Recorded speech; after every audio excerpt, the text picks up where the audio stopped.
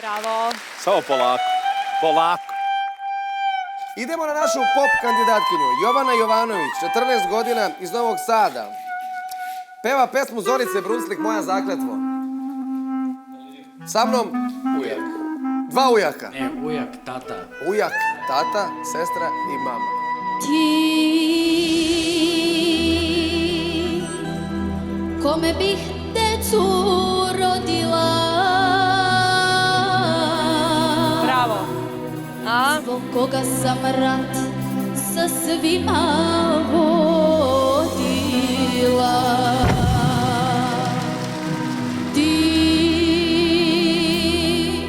Ti si me lako izdao,